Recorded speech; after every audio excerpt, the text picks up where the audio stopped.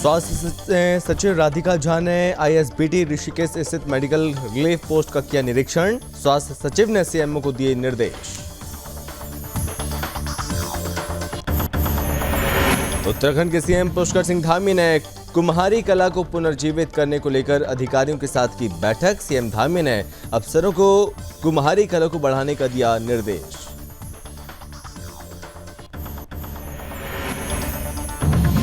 स्वास्थ्य सचिव पहुंचे ऋषिकेश अस्पताल और स्वास्थ्य केंद्र का किया निरीक्षण। स्वास्थ्य कर्मियों के खिलाफ कार्रवाई के दिए निर्देश।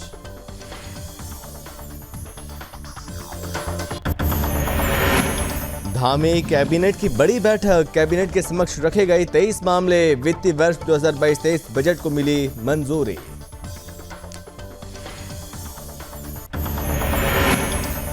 चार धाम यात्रा की यात्रा पर भारी संख्या में पहुंच रहे तीर्थयात्री। सतपाल महाराज बोले, इस बार तीर्थ यात्री बनाएंगे रिकॉर्ड।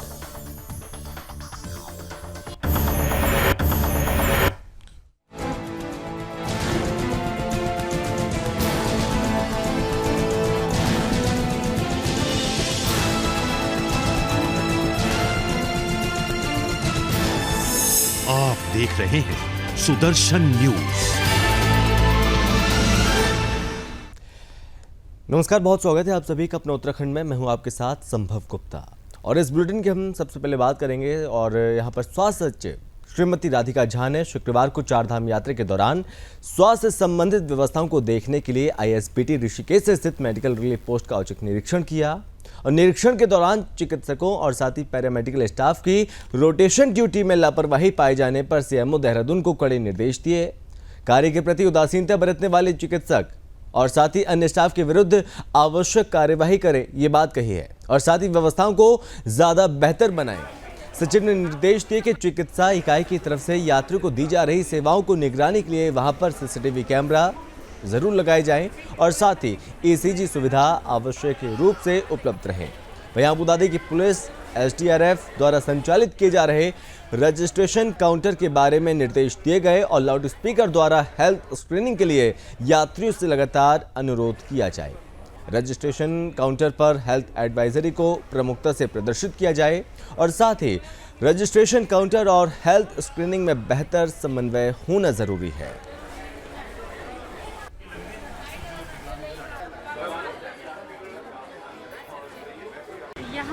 यात्रा व्यवस्था औचक रूप से मैं देखने आई थी, तो काउंटर पे जो रजिस्ट्रेशन हो रहा है वो भी हम लोगों ने देखा। बाकी जो वेटिंग में यात्री थे उनसे पूछा, बट विशेष करके जो हमारा चिकित्सा विभाग का स्क्रीनिंग सेंटर है उसको हम लोग देखने के लिए आए थे कि वहाँ किस तरह से स्क्रीनिंग करते हैं, क्या रिकॉर्ड रखते हैं, कोई यात्री अस्वस्थ होता है तो उससे क्या राय देते हैं, किस तरह से उपचार करते हैं। जो चिकित्सा विभाग ने कर रखा था, तो डीजी और सीएमओ साहब हैं, उन्होंने SpO2 होता है, BP शुगर होता है, ECG की भी व्यवस्था हम लोग करा रहे हैं। और लोगों से आग्रह करने के लिए मैंने फार्मासिस्ट को भी बोला है कि वो खुद ही लोगों के बीच में रहें जब लाइंस में लोग खड़े हुए हैं रजिस्ट्रेशन के लिए, और खुद ही आग्रह करके उनको वहाँ पे ले करके जाएँ। बहुत से लोग अंडरटेकिंग दे के जाते हैं, उनसे भी अनुरोध किया जाए कि वो ऊपर चारधाम यात्रा पर यदि अस्वस्थ हो तो ना लें। उत्तराखंड के मुख्यमंत्री पुष्कर सिंह धामी ने सचिवालय में कुम्हारी कला को पुनर्जीवित करने को लेकर अधिकारियों के साथ बैठक की है। अबू धाबी की इस बैठक में सीएम धामी ने अफसरों को निर्देश दिए कि प्रदेश में कुम्हारी कला को ज्यादा से ज्यादा बढ़ावा दिया जाए।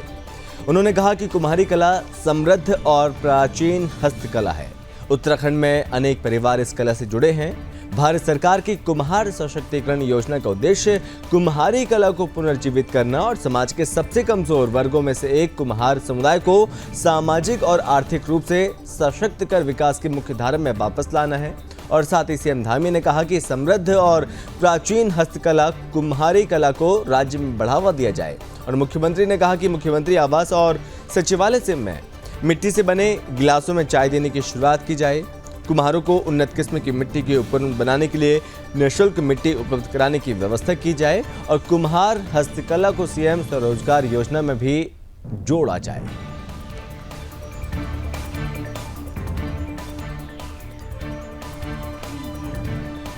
ऋषिकेश में स्वास्थ्य सचिव राधिका झा संयुक्त यात्रा बस ट्रांजिट कंपाउंड यानी कि बीटीसी में इंतजामों का औचक निरीक्षण करने के लिए पहुंचे।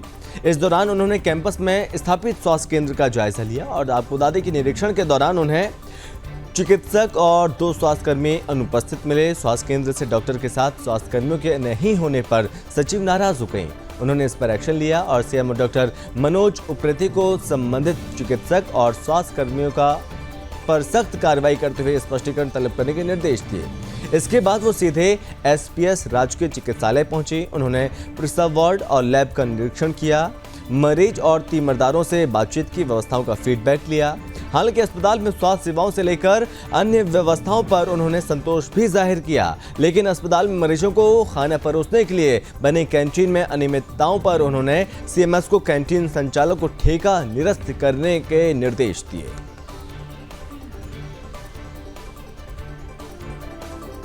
खबर उत्तराखंड से है, जहां पर धामी कैबिनेट की बड़ी बैठक संपन्न हुई है।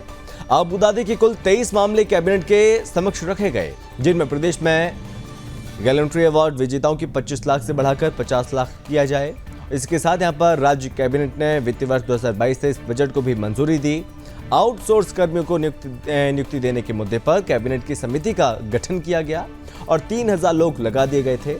1600 लोग समायोजित हुए। 1500 कैसे समायोजित किए जाएंगे, इसको लेकर सब कमेटी फैसला लेगी और देश में एनईपी का पैटर्न लागू किया जाना चाहिए और इसमें सरकार ने सीबीएसई पैटर्न को लागू करने का फैसला लिया। और साथ ही हरिद्वार में पंचायत चुनाव होगा, जिसके लिए कैबिनेट ने चुनाव कार्यक्रम तय करने के निर्देश दिए।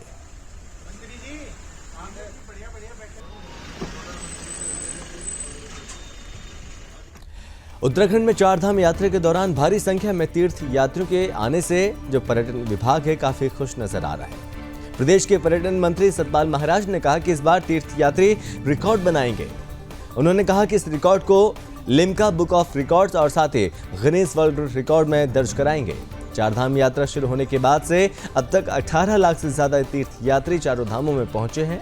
अब 4 धाम यात्रा के बाद आगामी शुरू होने वाली कांवड़ यात्रा को लेकर सतपाल महाराज ने कहा कि सभी तैयारियां करने के लिए हरिद्वार जिला प्रशासन को आदेश दिए गए और आने वाले सभी जो कांवड़िए हैं उनके ऊपर हेलीकॉप्टर के माध्यम से पुष्प वर्षा की जाएगी।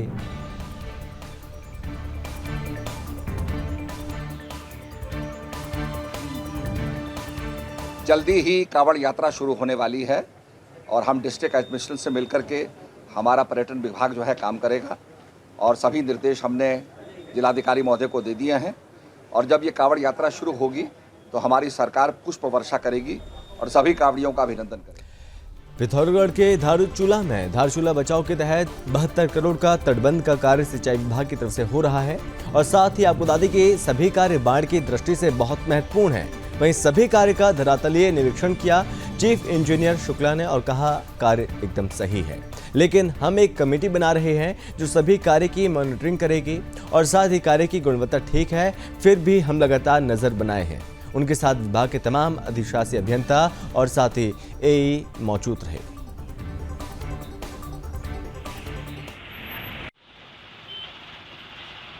देखिए, अभी जो कार्य किया गया है कार्य पूर्ण नहीं हुआ है, लेकिन जितना काम हुआ है वो संतोषकर दिख रहा है, प्रथम दृष्टा संतोषकर दिख रहा है। बाकी रिपोर्ट इत्यादि मंगाई है मैंने, उसको भी हम चेक करेंगे। बाकायदा इसकी कमेटी निगरानी समिति बना रखी है, वो कार्य कर रही है। उत्तराखंड के CM Pushkar Singh Dhami action mode में नजर आ रहे हैं। आपको बता दें कि भ्रष्टाचार पर लगाम लगाने को लेकर उत्तराखंड सरकार अपने कमर कस चुकी है और अपर सचिव रामविलास यादव के 7 ठिकानों पर विजिलेंस विभाग ने एक साथ छापेमारी की। वहीं बीजेपी प्रवक्ता शादाब शम्स ने कहा कि भाजपा जीरो टॉलरेंस पर काम कर रही है और भ्रष्टाचारियों की इस सरकार में कोई जगह नहीं है। और साथ ही उन्होंने ये भी कहा कि भ्रष्टाचारियों को सरकार से डरने की जरूरत है, क्योंकि एक एक करके सरकार एक्स सभी भ्रष्टाचारियों को सलाखों के पीछे डालने का काम करेगी।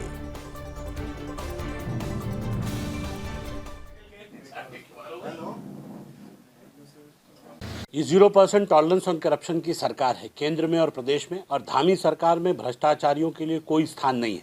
इसलिए लगातार जिस तरह से ईडी के छापे हो रहे हैं या आय से अधिक संपत्तियों वाले के यहाँ आयकर के छापे हो रहे हैं, मुझे लगता है कि आवश्यक भी है। विजिलेंस के छापे पड़ रहे हैं तो ये चोरों को डरना चाहिए कि आखिर गरीबों का ये जो धन आपने एकत्रित किया है कहाँ से आपके पास है, आपको बताना पड़ेगा सरकार को। ये नहीं चलेगा कि आप भ्रष्टाचार करें, ब्लैक मनी इकट्ठा करें और आपके पास कोई कहने सुनने वाला नहीं। पुरानी सरकारों का दौर समाप्त हो गया है। ये नए मुख्यमंत्री के साथ, यशस्वी प्रधानमंत्री के साथ एक नए युग की ओर भारत बढ़ रहा है। और मैं ये कह सकता हूँ कि जितने भी ब्लैक शीप्स हैं, भ्रष्टाचारी हैं, वो सब अपनी अपनी गठड़ी मजबूत कर लें। अब उन्हें हम सलाखों के पीछे भेजना शुरू कर रहे हैं। एक एक करके जो भी भ्रष्टाचारी होंगे उन्हें उनकी असली जगह भेजा जाएगा। जो ईमानदार लोग हैं उन्हें घबराने की आवश्यकता नहीं। वो जांच में दूध का दूध पानी का पानी होकर बिल्कुल क्लीन निकल के साफ आएंगे। तो इसलिए हम ये कह सकते हैं कि जो ईमानदार लोग हैं उन्हें घबराने की बिल्कुल आवश्यकता नहीं है, लेकिन जो भ्रष्टाचारी हैं उन्हें डर की ज़रूरत है और उन्हें डरना भी। चारधाम यात्रा मार्ग पर लगातार हो रही सड़क दुर्घटनाओं के मद्देनजर टिहरी गढ़वाल को पुलिस चिंतित नजर आ रही है और आपको बता दें कि एसएसपी नवनीत भुल्लर के निर्देशन पर मुनि कीर्ति थाना क्षेत्र अंतर्गत भद्रकाली और शिवपुरी में यात्रा मार्ग पर जाने वाले वाहनों को रोका जा रहा है। इस दौरान तीर्थ यात्री और ड्राइवरों को कुछ टिप्स देकर पुलिस जागरूक कर रही है। सबसे पहले तीर्थ यात्रियों को बताया जा रहा है कि यात्रा के दौरान अगर ड्राइवर नींद और सुस्ती में दिखाई दे तो उसे वाहन रोकने के लिए बोलें और साथ ही कुछ देर आराम करें और चाय पीने के लिए कहें। अगर तीर्थ यात्रियों की बात पर ड्राइवर ध्यान नहीं देता है तो जो तीर्थ यात्री हैं वो पुलिस कंट्रोल रूम को इस संबंध में जानकारी दे सकते हैं। यात्रा के दौरान ड्राइवर पर वाहन तेज चलाने, ज़्यादा देर तक वाहन चलाने का दबाव न बनाएं और कुछ इस प्रकार के टिप्स पुलिस ड्राइवर को दे रही है।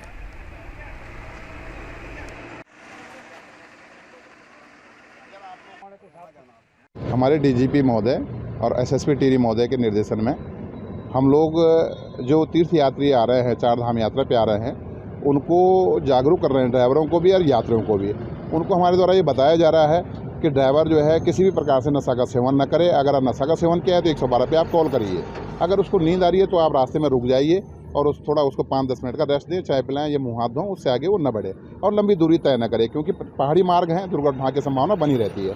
तो जहाँ भी अगर आपका जो है आपकी 2-1 मानक है दूरी होती है, वहीं पर रुक जाएं, वहीं पर रात्रि विश्राम करें। और यदि आप इन जो हम लोग इनको मार्गदर्शन कर रहे हैं, अगर ये इनको फॉलो नहीं करते हैं तो दुर्घटना की संभावना बनी रहेगी और फिर कार्रवाई होगी। निश्चित ड्राइवर के खिलाफ भी कार्रवाई होगी। खबर उत्तराखंड से है जहां पर खनन माफिया के हौसले बुलंद हैं। आपको बता दें कि खनन माफिया आए दिन मिट्टी का खनन कर रहे हैं। पूरे दिन शांतिपुरी से लेकर हल्द्वानी तक की सड़कों पर अवैध मिट्टी से लदे डंपर देखे जा रहे हैं और साथ ही खुलेआम मिट्टी से लदे ओवरलोड डंपर प्रशासन की कार्यकारिणी पर सवालिया निशान उठा रहे हैं। मिट्टी खनन माफिया डंपरों का प्रयोग कर रहे हैं और तेज गति से ये खनन माफियाओं के डंपर सड़कों पर चलते हैं, जिससे आए दिन कोई बड़ा हादसा यहाँ पर हो सकता है। भाई मिट्टी से लदे डंपर शांतिपुरी से लेकर हल्द्वानी तक सड़कों में दौड़ते हुए देखे जा सकते हैं, लेकिन अभी भी प्रशासन यहाँ पर मौन बैठा हुआ है।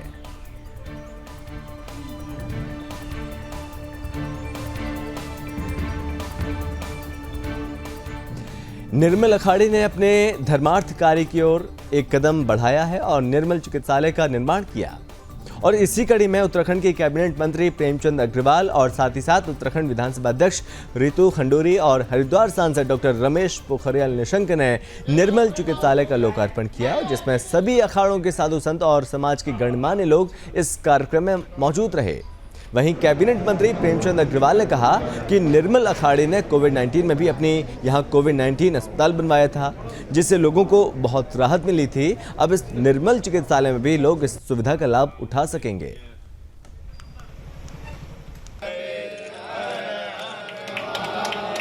निर्मल अखाड़ा की तरफ से जो हमारा ये बहुत ही प्रसिद्ध एक जगह है जहाँ पर पहले कोविड पे बहुत बड़ा काम यहाँ पे जनता के लिए हुआ और निर्मल अखाड़ा की परंपरा के अनुसार जैसे अनेकों स्थानों पे इनके द्वारा चिकित्सालय, विद्यालय सब कुछ ये लोग चलाते हैं, उसी श्रृंखला में आज इन्होंने इस कनखल में जितना एक भव्य चिकित्सालय की एक आज लोकार्पण करने का काम किया। मैं इसके लिए निर्मल अखाड़ा को बहुत शुभकामनाएं दे रहा हूँ, बधाई दे रहा हूँ। निश्चित रूप से जो हजारों लाखों लोग हरिद्वार के अंदर श्रद्धालु के रूप में आते हैं, स्थानीय लोग हैं, उनको इस चिकित्सालय का लाभ मिलेगा। और मैं इसके चूँकि मैं जानता हूँ कि निर्मल आश्रम का जो चिकित्सालय ऋषिकेश में चलता है, वहाँ जिस प्रकार से ये बहुत नॉमिनल चार्ज पे लोगों की सेवा करते हैं, चिकित्सा करते हैं, उसी श्रृंखला को लोग यहाँ पे भी करेंगे। मेरी बहुत बधाई है, बहुत शुभकामनाएं हैं। और एक हम लोग अपने यहाँ परंपरा रही है नर सेवा नारायण सेवा, उसी परंपरा का ये लोग निर्वहन कर रहे हैं। इनको मेरी शुभकामनाएं। बद्रीनाथ राष्ट्रीय राजमार्ग 58 पर श्रीनगर में उफलड़ा के पास एक तेज कार ने एक महिला को टक्कर मार दी। गनीमत ये रही कि टक्कर मारने के बावजूद भी महिला सुरक्षित बच गई। इस घटना के बाद वाहन चालक भी उसकी पिटाई कर दी गई। पूरी घटना का वीडियो जो सीसीटीवी कैमरा है उसमें कैद होकर ये तस्वीर आप देखिए। और वहीं पुलिस का कहना है कि उन्हें इस घटना की जानकारी नहीं है। इस संबंध में शिकायत दर्ज नहीं करवाई गई। फिलहाल मामले में कार्रवाई हो रही है।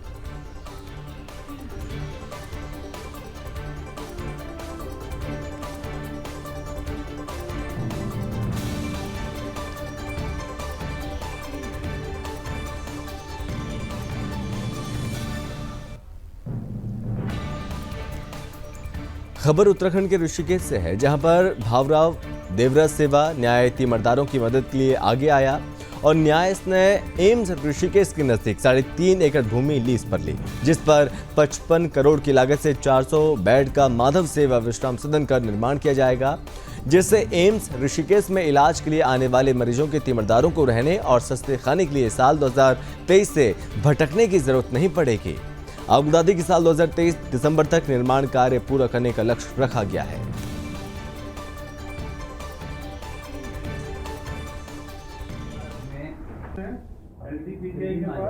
एक 135 कक्ष होंगे और 400 लोगों के रुकने की इसमें व्यवस्था रहेगी। किसके सौजन्य से बन रहा है? ये भावराव देवराज सेवा न्यास है, जो पूरे देश में सेवा के क्षेत्र में कार्य करता है।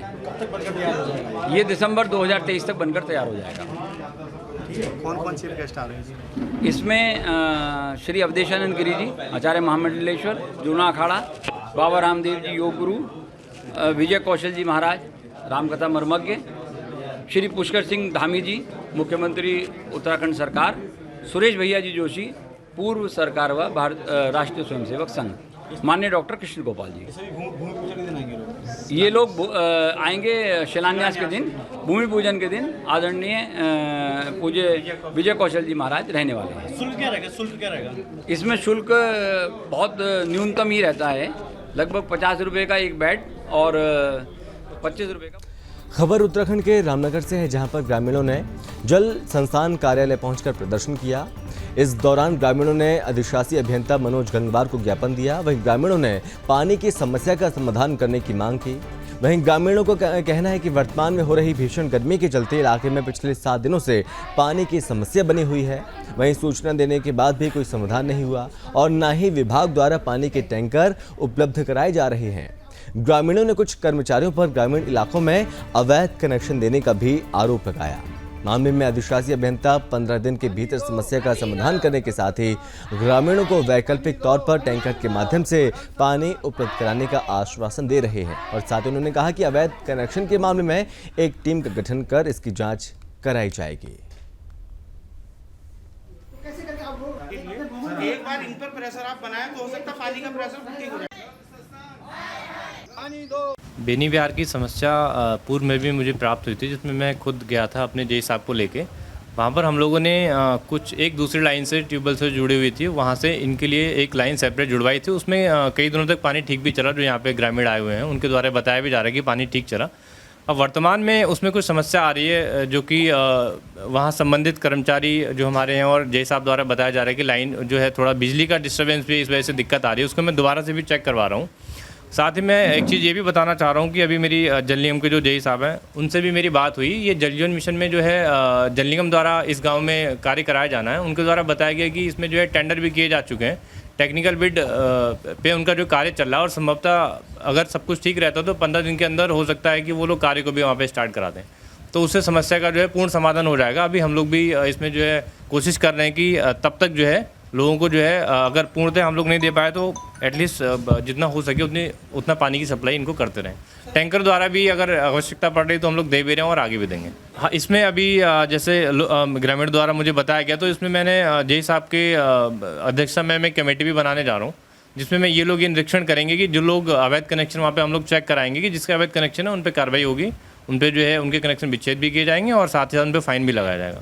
सर, हमारे वहाँ विगत 7 दिनों से पानी जल संस्थान द्वारा पानी आवंटित नहीं हुआ है, एक बूंद पानी नहीं आ रहा है और 50,000 की जनसंख्या करीब वहाँ जनता पीड़ित है, प्रभावित है और जल निगम के कर्मचारियों द्वारा अवैध कनेक्शन दिए गए हैं और जिन पर विभाग को मौखिक शिकायत करने पर भी उन पर कोई एक्शन नहीं लिया गया है। कहा जा रहा है कि हम SIT बैठाएंगे, जांच करेंगे और गत वर्ष भी शिकायत की थी, आज भी शिकायत कर रहे हैं कार्यालय में आकर के। बहुत सारे लोग कार्यालय में आकर के हमने अपनी मांग भी रखी है, वो कह रहे हैं आपको पानी दिया जाएगा, पानी कब आएगा, क्या आएगा, राम भरोसे है। और बहाना बिजली का दे रहे हैं कि बिजली नहीं आएगी और पानी एक बूंद नहीं जाने से त्राही मरी है, इतनी भीषण गर्मी है और मनुष्य का जीवन, पशुओं का जीवन खतरे। चलिए बढ़ते हैं आगे। रामनगर में लंबे समय से वाहनों से हो रहे डीजल चोरी के मामले लगातार सामने आ रहे हैं और जिससे क्षेत्र में वाहन मालिक काफी परेशान थे, तो वहीं डीजल चोरों को जो है चोरी की लगातार ये घटनाएं बढ़ती जा रही हैं और इन घटनाओं को लेकर पुलिस के आगे भी एक चुनौती खड़ी हो गई थी। इस मामले में रामनगर थाने पुलिस ने डीजल चोर गैंग का खुलासा किया, 2 चोरों को गिरफ्तार किया जबकि एक चोर फरार हो गया जिसकी तलाश हो रही है। थाने में वारदात को खुलासा करते हुए कोतवाल अरुण कुमार सैनी ने कहा कि डीजल चोरी की घटनाओं को लेकर पुलिस की तरफ से चेकिंग की जा रही थी और इसी क्रम में पुलिस ने चोरों को गिरफ्तार किया।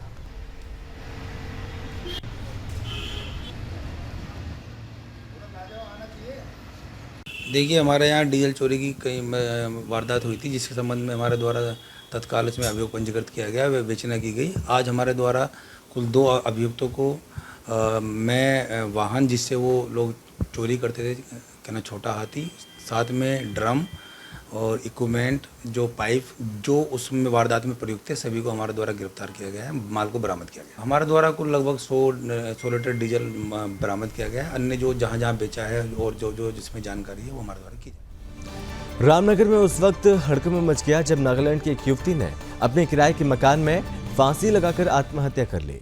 बताया जा रहा है कि नागालैंड असम की 20 वर्षीय एक युवती स्पा सेंटर में काम करने के लिए रामनगर 5 जून को आई थी।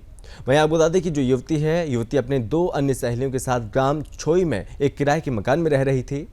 वहीं स्पा का प्रशिक्षण ले रही थी, लेकिन युवती पानी की टंकी में लगे पाइप में दुपट्टे का फंदा लगाकर फांसी लगाकर आत्महत्या कर ली उसने।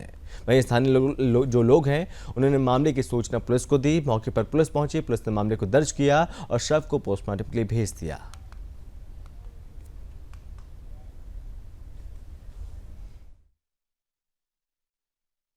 उसका बॉयफ्रेंड ने कल पॉइजन खा के वहीं पे नागालैंड में डेथ हो गया। फिर उसने भी उसकी गर्लफ्रेंड ने यहाँ उत्तराखंड में जॉब करने के लिए आई थी। वो अपने बॉयफ्रेंड के चक्कर वो भी यही सुसाइड करके डेथ हो गया। एक हमारी स्पा सेंटर है, स्पा में जॉब करने आई थी सर। देखिए, आज मॉर्निंग छोई क्षेत्र में एक सूचना मिली थी कि एक नागालैंड की लड़की जो यहाँ किराए पर रह रही थी उसके द्वारा आत्महत्या की गई है। इस संबंध में पुलिस द्वारा मौके पर जाकर जांच की गई तो एक युवती द्वारा जो है अपने रूम में फांसी लगाकर आत्महत्या की गई है। सबको पुलिस ने कब्जे में लेकर पोस्टमार्टम के लिए भिजवा दिया है। अग्रिम कार्रवाई। खबर उत्तराखंड के देवप्रयाग से है, जहां पर देर शाम तेज तूफान चलने से ऋषिकेश बद्रीनाथ हाईवे पर NH 58 के पास भारी भरकम पेड़ गिरने से 4 धाम यात्री मार्ग बाधित हो गए हैं, जिसके बाद यहां पर जो स्थानीय लोगों ने मामले की सूचना पुलिस को दी।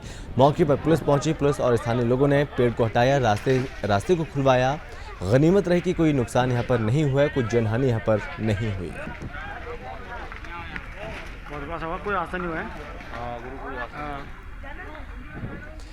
उत्तराखंड में पुलिस प्रशासन नशा तस्कर के खिलाफ लगातार कार्रवाई कर रही है और इसी कड़ी में अवैध मादक पदार्थों की तस्करी को रोकने के लिए पुलिस प्रशासन की तरफ से क्षेत्र में अभियान चलाया गया। अभियान के तहत पुलिस की तरफ से चेकिंग अभियान जो चलाया गया, चेकिंग के दौरान पुलिस ने चरस बेचने वाला एक आरोपी को 1 किलो 230 ग्राम चरस के साथ गिरफ्तार किया। फिलहाल पुलिस मामले को दर्ज कर आरोपी को जेल भेज चुकी है। अभियान की शुरुआत की है। चेकिंग के दौरान एक स्विफ्ट डिज़ायर गाड़ी जो कि उत्तराखंड की तरफ से आ रही थी, उस चेकिंग में उसमें 1 किलो 230 ग्राम चरस बरामद हुई है और अभियुक्त उसमें जो द्वारिका प्रसाद है उसको अरेस्ट किया गया है। जुडिशियल रिमांड के लिए आज पेश किया जा रहा है। जो ये चरस पकड़ी गई है इसकी मार्केट वैल्यू लगभग 1,23,000 रुपये है और जो पुलिस टीम है इसमें इसको 2,500 का इनाम मेरी तरफ से किया गया है। और ये एडिशन है और 1 जनवरी से अब तक 16 अभियोग एनडीपीएस के पंजीकृत हुए हैं, जिसमें कि टोटल स्मैक की बरामदगी 120.51 ग्राम है और 11 किलो 716 ग्राम चरस बरामद की गई है। और अब जून में हमने एक इंटेंसिव स्ट्रेटजी बना के नशे के खिलाफ एक अभियान हमने शुरुआत की है, जिसमें सारे स्टेशन ऑफिसर्स को लगाया गया है और ऐसे पॉकेट्स जो ज़्यादा अफेक्टेड हैं वहाँ पे एसओजी टीम को लगाया गया है। और जुलाई में कॉलेजेस खुलते ही वहाँ पे एक इंटेंसिव जागरूकता अभियान छात्राओं के लिए हम ऑर्गेनाइज करेंगे। उत्तराखंड में अवैध अतिक्रमण को लेकर पुलिस प्रशासन सख्त नजर आ रहा है। आबू दादी की विश्व प्रसिद्ध गंगोत्री धाम में अवैध अतिक्रमण को प्रशासन की तरफ से हटाया गया और गंगोत्री धाम में पिछले कुछ दिनों से लगातार अतिक्रमण हो रहा था। आबू दादी की नगर पंचायत गंगोत्री के मुख्य स्वागत गेट के बाहर से पार्किंग शुरू होती है। उस स्थान पर अतिक्रमण कर अवैध तरीके से दुकानों का निर्माण किया जा रहा था और अवैध अतिक्रमण के कारण गंगोत्री धाम में आए दिन जाम की समस्या बन रही है। और जिला प्रशासन की तरफ से गंगोत्री धाम में हुए समस्त अवैध अतिक्रमण को तुड़वाकर सामान अपने कब्जे में ले लिया गया।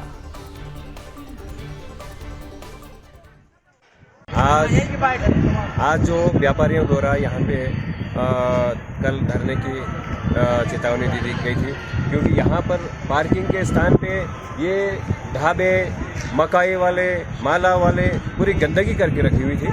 इसके लिए सरकार का धन्यवाद कि उन्होंने एक्शन लिया और आगे भविष्य में भी हम आशा करेंगे कि ऐसा कभी ना हो, क्योंकि ये तीर्थ की सफाई का और मर्यादा का एक उल्लंघन है कि पूरी गंदगी पूरे पार्किंग के स्थान पे जहाँ पे यात्रियों के लिए बैठने के लिए स्थान बने हुए हैं वहाँ पे ये लोगों ने ढाबा खोल के रखे हुए थे। इसके लिए प्रशासन का बहुत बहुत धन्यवाद कि उन्होंने ये कार्रवाई की। उत्तराखंड में पुलिस प्रशासन को एक बड़ी कामयाबी हाथ लगी है। आबू दादी के एसटीएफ उत्तराखंड ने नकली दवा के धंधे का भंडाफोड़ किया और हरिद्वार के भगवानपुर और लक्सर में नकली दवा बनाने वाली फैक्ट्री में छापा मारा 15 लाख से ज्यादा टैबलेट और 1 करोड़ से ज्यादा का कच्चा माल बरामद किया है। भगवानपुर में बंद फैक्ट्री में दवाएं बनाई जा रही थी और इन्हें कोरियर से देश के अलग अलग हिस्सों में भेजा जाता था और 3 लोगों के नाम भी एसटीएफ को पता चले जिनकी तलाश हो रही है। एसएसपी एसटीएफ अजय सिंह ने बताया कि कुछ दिन पहले भगवानपुर क्षेत्र में बंद पड़ी कंपनी से 2 लोगों को पकड़ा गया। वहीं पूछताछ में पता चला कि गिरोह लक्सर के पीप लहिया गांव में फैक्ट्री चलाता है और अलग अलग जगहों पर नामी कंपनियों के नाम से दवाएं बनाता था। यहां से भारी मात्रा में दवाएं और कच्चा माल बरामद हुआ है।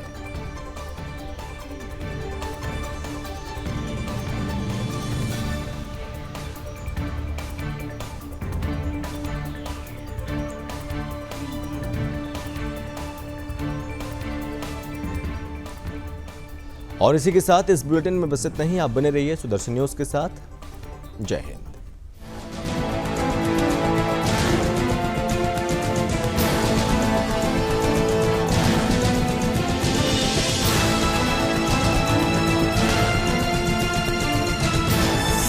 आप देख रहे हैं सुदर्शन न्यूज।